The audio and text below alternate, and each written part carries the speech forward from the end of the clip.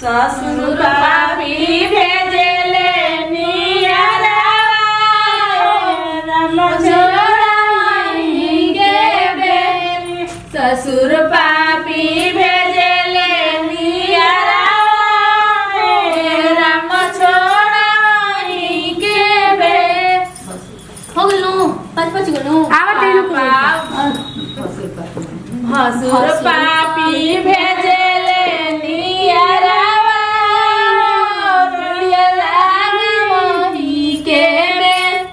पातर कुइया पातर किले बने गाय के तो हंस लगने जे तने उठाई जे पड़ना पड़ना की तो कुइया हो लव लाइए जे तने जे आया मारो बिलाई के गाव तने जोर जोर से गाई ना तने तोर गाव जा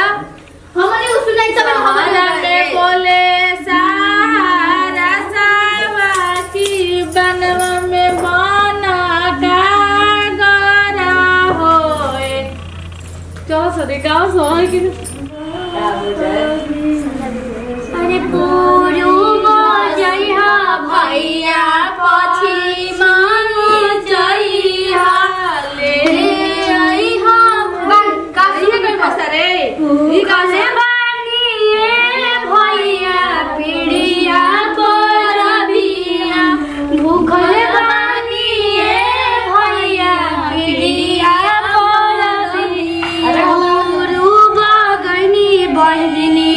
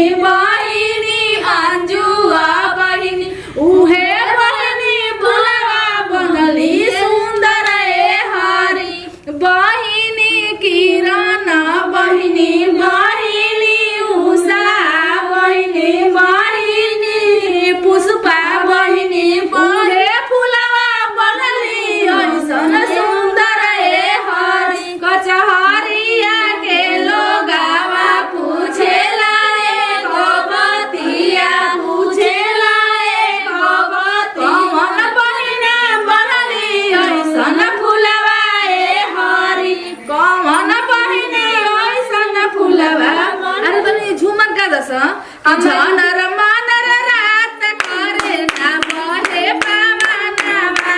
झनर मानर रात करे ना बहे ए भौजी तू भैया से कह दे सुमर गानवा ए भौजी तू भैया से कह दे सुमर गानवा दुई गोची छुए हो रामा चौकी बेला नावा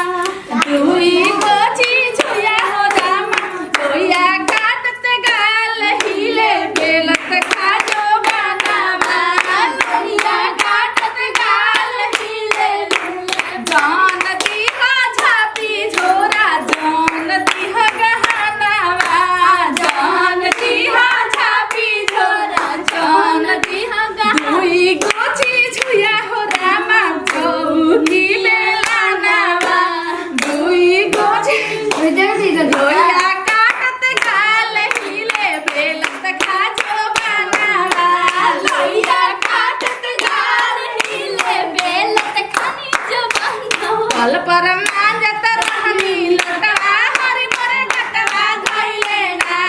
कल पर मांजत रहनी लोटवा हरि मोरे घटवा हमर टीकावा हो भुलैले हम ता खोजे हो लगनी ना हमर टीकावा हो भुलैले हम ता खोजे हो नाची दीदी हाय गावा घंटी बजत मोदी आइले आगाना घंटी बजत रामजी आइले आगाना आमा हुना सीसावा के भावना आया माते हुना सीसावा जाए के भावना